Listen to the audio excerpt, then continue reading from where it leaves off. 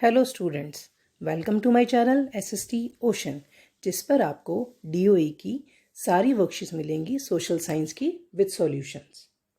Hello students, आज की हमारी वर्कशीट है सामाजिक विज्ञान की और वर्कशीट नंबर है 71 और आज की डेट है 29 दिसंबर। बेटे, आज की वर्कशीट में हम पढ़ेंगे नाज़ीवाद और हिटलर का उदय। इसकी हमें एक रिवीजन शीट दी गई है जिसके अंदर हमें 2 पैसेज दिए गए हैं। जैसे आप देख सकते हैं, इन अनुच्छेद को पढ़कर हमें इनके आंसर्स देने हैं। जैसे पहला अनुच्छेद है, उसके 5 क्वेश्चन हैं और फिर उसके बाद दूसरा अनुच्छेद है और उसके भी 5 क्वेश्चन हैं। तो चलिए हम पहला अनुच्छेद देख लेते हैं और पहले अनुच्छेद को रीड करते हैं। पहले महायुद्ध ने यूरोपीय समाज और राजनीतिक व्यवस्था पर अपनी गहरी छाप छोड़ी थी। तो आपसे क्वेश्चन पूछा जा सकता है कि किसने राजनीतिक व्यवस्था पर अपनी गहरी छाप छोड़ी थी, तो वो था पहला महायुद्ध। पहले महायुद्ध ने यूरोपीय समाज राजनीतिक व्यवस्था पर अपनी गहरी छाप छोड़ी थी। सिपाहियों को आम नागरिकों के मुकाबले ज्यादा सम्मान दिया जाने लगा था। किनको ज्यादा सम्मान दिया जाने लगा था? सिपाहियों को।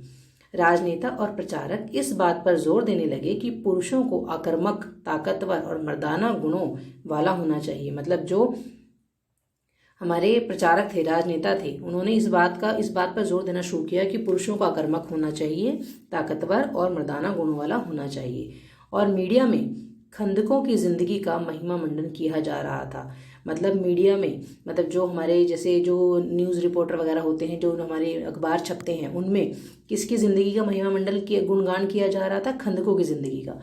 लेकिन सच्चाई कुछ और ही थी। सच्चाई यह थी कि सिपाही इन खंदकों में बड़ी दयनीय जिंदगी जी रहे थे।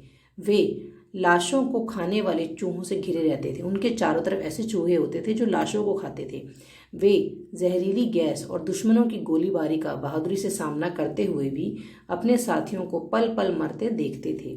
सार्वजनिक जीवन में आक्रामक फौजी प्रचार और राष्ट्रीय सम्मान व प्रतिष्ठा की चाह के सामने बाकी सारी चीजें गौण हो गई थी। मतलब वहां पर वो क्या चाहते थे कि एक आक्रामक फौजी बने और उससे क्या मिलेगा? उनको राष्ट्रीय सम्मान मिलेगा, प्रतिष्ठा मिलेगी। इसीलिए वो उसी चाह में अपना उन्होंने वहां पर इतना मुश्किल से जीवन बिताया।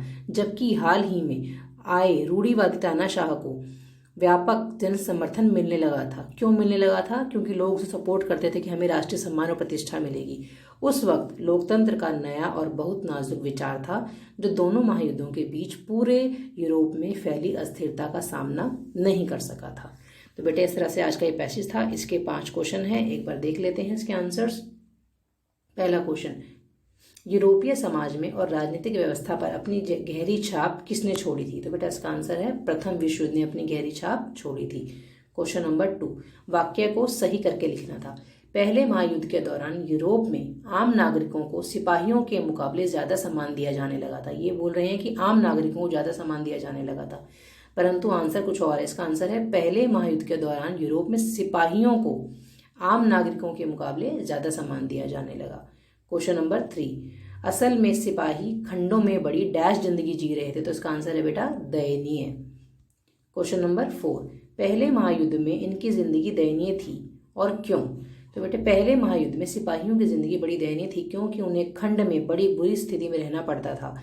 वहां लाशों को खाने वाले चूहों से घिरे रहते थे और जहरीली गैस और दुश्मनों की गोलीबारी का बहादुरी से सामना करते हुए भी अपने साथियों को पल पल मरते देखते थे। क्योंकि उन्हें ऊंची पोस्ट मीन्स प्रतिष्ठा की उनको मतलब इच्छा थी कि हमें मान प्रतिष्ठा दी जाएगी। क्वेश्चन नंबर 5, रूढ़िवादी तानाशाह को व्यापक जन समर्थन क्यों मिल रहा था? आक्रामक फौजी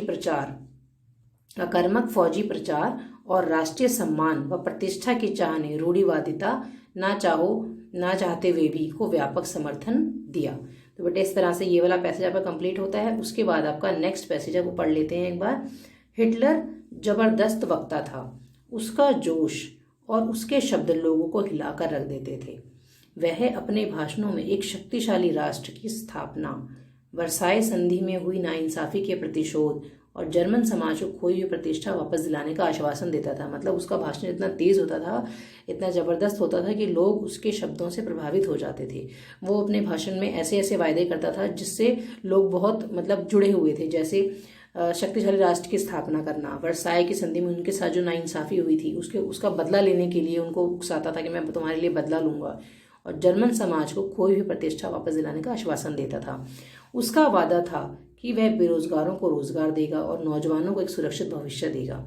उसने आश्वासन दिया कि वह देश को विदेशी प्रभाव से मुक्त कराएगा और तमाम विदेशी साजिशों का मुंहतोड़ जवाब देगा। हिटलर ने राजनीति की नई शैली रची थी। वह लोगों को गोलबंद करने के लिए आडंबर और प्रदर्शन की अहमियत समझता था। मतलब वो लोगों को प्रभावित करने के लिए आडंबर रचता रहता था, प्रदर्शन करता था, जिससे लोग उससे ज्यादा प्रभावित हों। हिटलर के प्रति भारी समर्थन दर्शाने और लोगों में परस्पर एकता का भाव पैदा करने के लिए नाजियों ने क्या किया, बड़ी बड़ी रैलियां और जनसभाएं आयोजित की।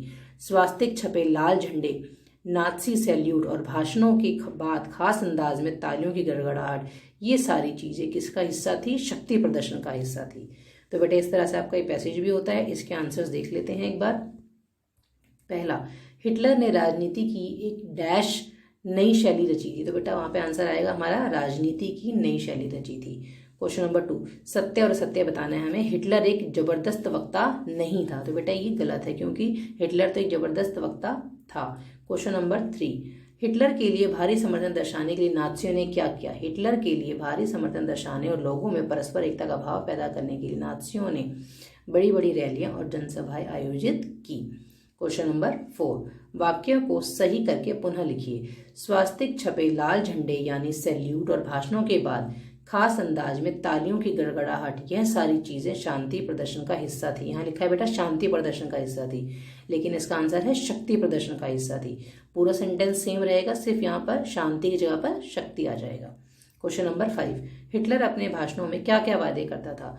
वह अपने भाषणों में एक शक्तिशाली राष्ट्र की स्थापना का वायदा करता था, वर्साय संधि में हुई नाइंसाफी के प्रतिशोध लेने का वायदा करता था और जर्मन समाज को खोई हुई प्रतिष्ठा वापस दिलाने का आश्वासन देता था। तो बेटा इस तरह से आपकी वर्कशीट कंप्लीट होती है। हेलो स्टूडेंट्स, आपको अगर कोई और लेसन पढ़ना हो या किसी और वर्कशीट की वीडियो चाहिए हो तो आप प्लीज़ कमेंट बॉक्स में ज़रूर लिखें और मेरे चैनल को और वीडियोस को लाइक, शेयर एंड सब्सक्राइब करते रहें। Thank you.